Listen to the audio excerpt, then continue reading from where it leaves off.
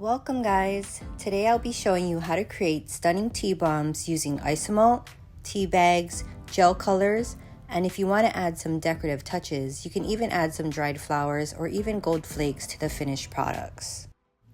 The first thing you want to do is add some isomalt to your pan and heat over medium heat until it reaches about 300 degrees Fahrenheit or until all the crystals are completely melted down.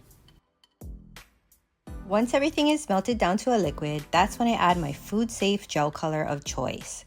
Today we're doing a teal blue.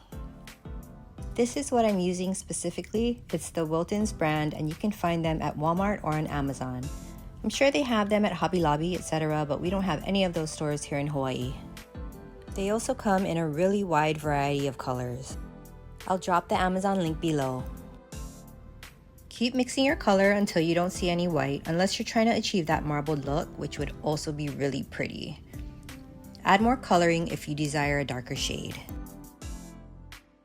Now that I've got the color I want, I'm going to drop my heat down to its lowest setting.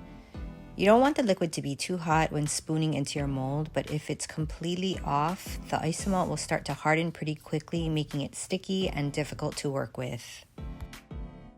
So while your heat is on low, very carefully spoon the isomalt into your molds, being sure to use the back of your spoon to go up the sides. For extra safety, you can also wear heat-resistant gloves. I have burnt myself before and it hurts like a... I'm not kidding, it really hurts. So as you can see, I'm not using your typical sphere molds. I'm using a geometric heart mold, so I will also drop the link below for you guys as well.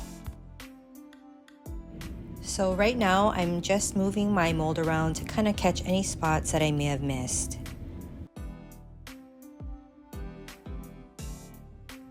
And now let's do the other side.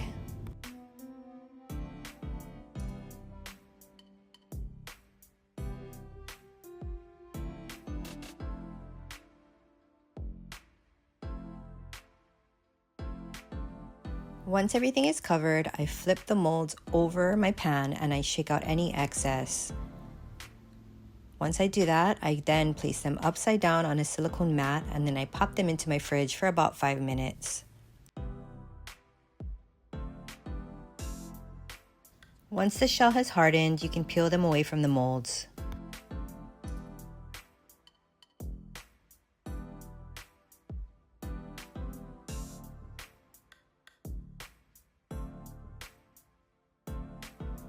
At this time, I've turned the heat up slightly.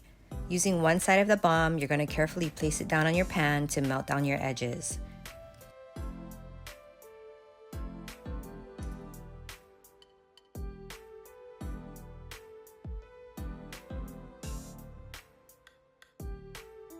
Quickly place your tea bag in. I personally like to cut off the string, but you can leave it if you prefer. Then you're going to go ahead and melt down the other side of the heart and put the two halves together so they can fuse to form the bomb.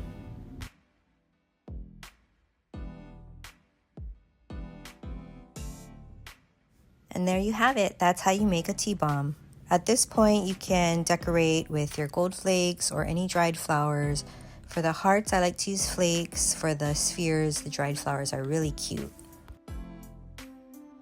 If you don't know exactly how to use tea bombs, all you do is put it in your mug, pour hot water over it, and then you just watch it dissolve. Thanks for watching, and now you know how to craft gorgeous tea bombs with isomalt, adding a touch of elegance to your tea time.